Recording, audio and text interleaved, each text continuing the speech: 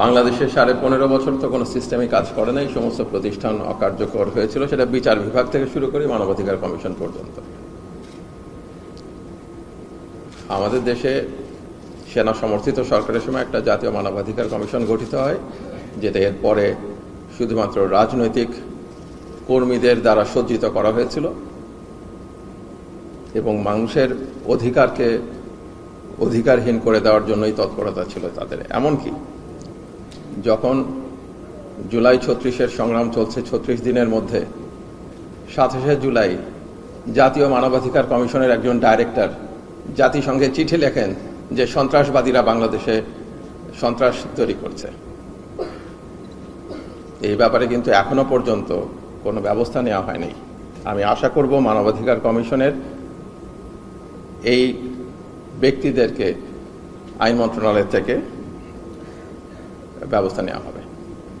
আমি আশা করব আরও যে বাংলাদেশে যে উদ্যোগ নেওয়া হয়েছে, এবং ধন্যবাদ এখানে সবাই যারা আছেন তাদের, যে উদ্যোগ নেওয়া হয়েছে তাতে বাংলাদেশে একটা সত্যিকারের মানবাধিকার কমিশন গড়ে উঠবে।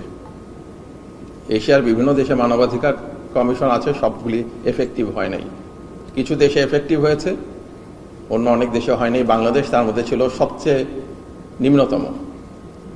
আমাদের এই যে উদ্যোগটা নেওয়া হয়েছে এখন, এই উদ্যোগ যেটা অ্যাটর্নি জেনারেল বললেন, পরিবেশ উপদেষ্টা বললেন, এই জিনিসগুলোকে আমাদের ধারণ করতে হবে এই নতুন ড্রাফটে,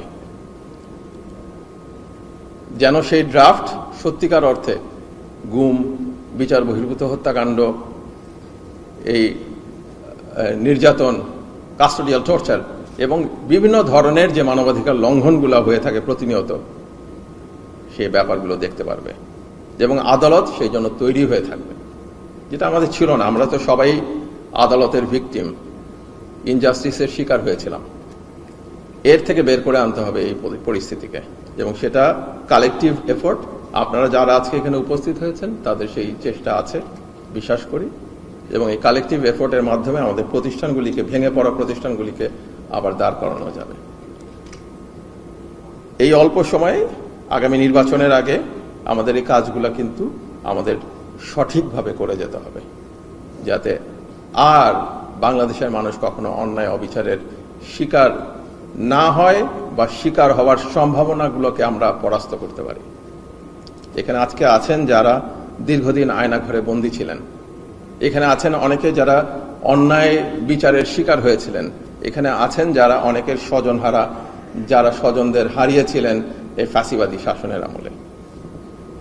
আমাদের এই কথাগুলো মনে রাখতে হবে। আমি ধন্যবাদ জানাই আমাদের বন্ধুদের যারা আমাদের পাশে তখন দাঁড়িয়েছিলেন। আজকের বাংলাদেশ, এই রক্তের বিনিময়ে নতুন বাংলাদেশ, এই বাংলাদেশকে